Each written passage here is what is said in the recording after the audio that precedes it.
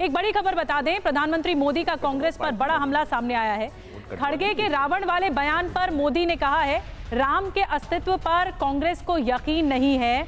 मोदी ने पलटवार किया, मुझे गाली देने के लिए रावण का करते हैं जिक्र। प्रधानमंत्री मोदी ने कहा, राम भक्तों के गुजरात में हालत खराब है। मुझे रावण कहा है। यूपी चुनाव बना, मुझे कभी रावण कहा जाता है, कभी हिटलर कहा जाता है, लेकिन राम भक्तों का अपमान किया है। और क्या कुछ कहा प्रधानमंत्री मोदी ने, आपको सुनवाते हैं। એ પ્રકારે આઈને નેતા અહીંયા બોલ્યા અને એમણે જાહેર કર્યું કે આ ચૂંટણીમાં મોદીને એની औकात બતાવી દેવામાં આવશે। અને ખેડગેજીને હું ઓળખું છું, એમનો ખૂબ આદર કરું છું, એમનું સન્માન કરું છું, પણ ખડગેજીને તો એ જ બોલવું પડે જે એમને ત્યાંથી ભણાઈને મોકલ્યા હોય। અને કોંગ્રેસ પાર્ટી बिना कुछ खर्च किए अपने किचन से होम बेकरी बिजनेस करके 40,000 रुपए महीना कमा रही हैं। आपको भी ये करना है तो फ्रीडम ऐप को अभी डाउनलोड कीजिए। એને ખબર નથી કે આ રામ ભક્તોનું ગુજરાત છે। હવે તમે મને કહો, રામ ભક્તોના ધરતી પર રામ ભક્તોની સામે એમના પાસે બોલાવડાવવામાં આવ્યું કે તમે મોદીને 100 માથાવાળો રાવણ કહો। બોલો ભાઈઓ બહેનો, આપણે જાણીએ છીએ કે આ કોંગ્રેસ પાર્ટી એ રામના અસ્તિત્વને સ્વીકાર નથી કરતી। આ કોંગ્રેસ પાર્ટી અયોધ્યામાં ભગવાન રામ મંદિરને પણ, ભવ્ય રામ મંદિરમાં પણ એનો વિશ્વાસ નથી।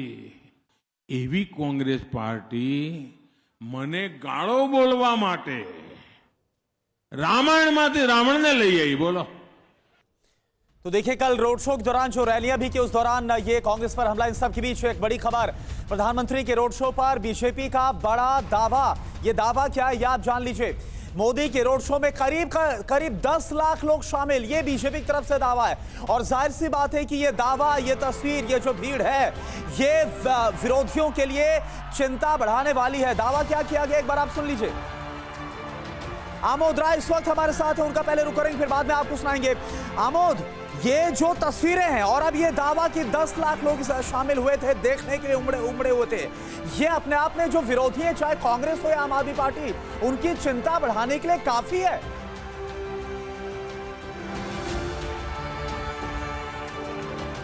तरह का माहौल था और बीजेपी का जो दावा नहीं, बीजेपी का एक तरह से स्पष्ट कहना है कि पूरा अहमदाबाद भरा हुआ था। और ये मैंने देखा भी कि रोड कहीं भी खाली नहीं दिखा मुझे, और खचाखच रोड भरा हुआ था। लेकिन बीजेपी का जो नंबर्स में दावा है कि तकरीबन 10 लाख लोग अहमदाबाद में कल 50 किलोमीटर से ज़्यादा दूरी पर लोग खड़े थे प्रधानमंत्री के इंतजार में। और एक जो तांता था वो कहीं टूट नहीं रहा था। जहाँ एक आदमी को खड़ा होना चाहिए, वहाँ 5-5, 7-7 आदमी खड़ा होकर मजमा लगाए हुए थे। मतलब इस कुल मिलाकर बीजेपी का जो दावा है उसमें कितनी सच्चाई है ये तो मैं नहीं कह सकता, लेकिन ये जरूर है कि 10 लाख लोगों को बताया जा रहा है बीजेपी की तरफ से कि कल शामिल हुए हैं। और तकरीबन 4 घंटे इसमें पूरा समय लगा है।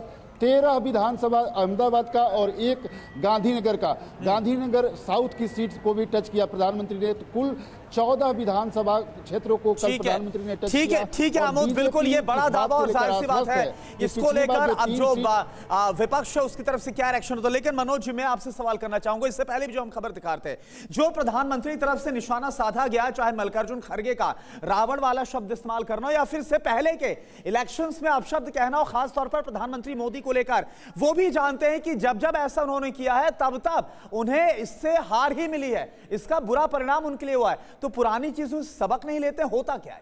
निश्चित रूप से असल में चुनाव प्रचार की एक मर्यादा होती है। आरोप प्रत्यारोप तो चलते रहते हैं, लेकिन प्रधानमंत्री पर निजी आरोप लगाना ये किसी तरह से भी उसको सही नहीं ठहराया जा सकता। और ये तब, जैसा कि आप बता रहे हैं कि इसके पहले जब प्रधानमंत्री पर सीधा इस तरह का आरोप लगाया गया है तो कांग्रेस को नुकसान ही हुआ है। और मुझे ये लग रहा है कि इस बार जो और सर एक शॉर्ट रिएक्शन इस पर भी, 10 लाख लोग उमड़े थे अहमदाबाद टू गांधीनगर जो रोड शो था, ये क्या बतला रहे हैं, इसको आप कैसे एनालाइज कर रहे हैं? नहीं, निश्चित रूप से इसका मतलब है कि जो वोटिंग परसेंटेज कम हुआ है उसमें जो आकलन शुरू में अपन लोग कर रहे थे वो उसी तरह का है कि अपोजिशन जो विरोधी पक्ष है वो अपने वोट ज्यादा न निकाल पाया होगा, इसलिए जो वोटिंग परसेंटेज कम है भाजपा इसका मतलब बढ़त उसकी ज्यादा बेहतर है ऐसा मान के, और प्रधानमंत्री ने खुद जो मैंने आपसे किया था उसका जवाब आपने दिया नहीं था कि कांग्रेस की क्या तैयारी थी, आप रोड शो पे बोल रहे थे। इस बार मैं आपको रोड शो पर ही बोलने का मौका देती हूँ। 10 लाख लोग शामिल हुए थे, ये बीजेपी ने दावा कर दिया है। अब बताइए कि आपके लिए मुसीबत है या नहीं, और आपकी तैयारी क्या भारी पड़ी बीजेपी पे, क्योंकि पीए भी उतर के रोड शो कर दें?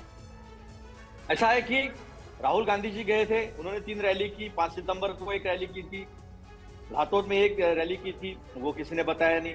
ताबड़तोड़ रैलियां कुछ खड़गे जी कर रहे हैं, अशोक गहलोत जी कर रहे हैं, पुतुल वासनिक जी कर रहे हैं। तो अभी भारत जोड़ो यात्रा पर निकले हुए 3 रैलियों से क्या होगा? 182 सीटें हैं गुजरात में। आप मेरी बात तो सुन लीजिए पूरी, बोलिए। और उन्हें 8 वचन दिए हैं, ओल्ड पेंशन की बात कही है, कॉन्ट्रैक्ट बेसिस पे जो नौकरी है वो खत्म करके रेगुलर बेसिस पे नौकरियों की बात की है, उन्होंने किसान का कर्जा माफ करने की बात की, 8 वचन दिए हैं और जनता जानती है, फूलों की भी बात की है। तो आप ये जो कह रहे हैं कि आप सुनिए, आप तो अपनी रणनीति पे व्यक्तिगत हमले ही कर रहे हैं प्रधानमंत्री मोदी पर। आप अपनी रणनीति पे व्यक्तिगत हमले कर रहे हैं प्रधानमंत्री मोदी पर, मुद्दों पर तो बात नहीं कर रहे। ठीक है, जयराम जी से भी कमेंट ले लेते हैं। वो बात नहीं करें, मुद्दों पे बात करें तो बात नहीं करने करें आप, मुझे तो मुद्दों पे बात ही नहीं बोलिए करने बोलिए कर रहे हैं आप, बोलिए। डिबेट के शुरुआत से आपने एक मुद्दे पर बात नहीं की। आपके नेता खड़गे जी ने और ज्यादा व्यक्तिगत हमले कर दिए, जिस पर प्रधानमंत्री मोदी ने जवाब दिया। वो जवाब सुना आपने? उन्होंने कहा कि गुजरात जो है राम भक्तों की धरती है और मुझे 100 सिर वाला रावण बताया जा रहा है। रेणुका चौधरी को शूर्पणखा कहने वाले यही प्रधानमंत्री थे, रेणुका चौधरी को शूर्पणखा कहने वाले यही। तो आपने भी मनमोहन सिंह के ऊपर। अतुल जी, ऐसा लग रहा है कांग्रेस अपने पैर पे खुद कुल्हाड़ी मार रही है इस तरह, और ये जो वोटिंग पैटर्न है वो भी बहुत कुछ इशारे कर रहा है। शंभुनाथ जी, मैं आपके पास आ रही हूँ, आप क्या कहेंगे? ये जो 10 लाख लोग शामिल हुए थे। नहीं, आप अपनी बात पूरी कर चुके हैं मुझे लगता है। अतुल जी, बीजेपी से रिएक्शन लेती हूँ आप ही के सवाल पर। जयराम जी बोलिए। देखिए, आप कांग्रेस के तमाम प्रवक्ताओं को देखेंगे और डिबेट में आते हैं तो वो शिकायत करते हैं कि मुद्दों पर बात होनी चाहिए, लेकिन राहुल गांधी अपनी पूरी यात्रा में किसी भी जनता के मुद्दे को टच नहीं करते। उनको सावरकर याद आता है, उनको गोडसे याद आता है। इनके राष्ट्रीय अध्यक्ष गुजरात जाते हैं, उनको रावण याद आ जाते हैं। ये किस जनता के मुद्दों की बात कर रहे हैं? रही बात वचनों की, वचन तो इंदिरा जी के जमाने से दिया जा रहा था, गरीबी हटाओ। गरीबी हटाई क्या आपने? गरीबी हटाने का काम नरेंद्र मोदी कर रहे हैं। 3.5 करोड़ लोगों को आवास बनाकर उन्होंने दिए। मतलब जयराम जी, ये जो 10 लाख लोग शामिल हुए, प्रधानमंत्री मोदी ने ट्वीट करके बताया वीडियो कि स्नेह और प्यार के लिए धन्यवाद, और बीजेपी दावा कर रही है कि 10 लाख लोग कल रोड शो में शामिल हुए। फायदा होता हुआ दिख रहा है आपको? आप क्या कहेंगे, एक लाइन में बताइए। एक सेकंड अतुल जी, अभी आपकी बारी खत्म हो गई, अभी पहले जयराम जी से कमेंट लेने दीजिए। ये प्रधानमंत्री जी की उपलब्धियों से, उनके कार्यशैली से प्रभावित लोग हैं, ना कि विरासत के आधार पर। यही दिक्कत है अतुल जी, कि कांग्रेस इधर उधर की बात बहुत करती है, मुद्दों पर बात नहीं करती। बिना कुछ खर्च किए अपने किचन से होम बेकरी बिजनेस करके 40,000 रुपए महीना कमा रही हैं। आपको भी ये करना है तो फ्रीडम ऐप को अभी डाउनलोड कीजिए।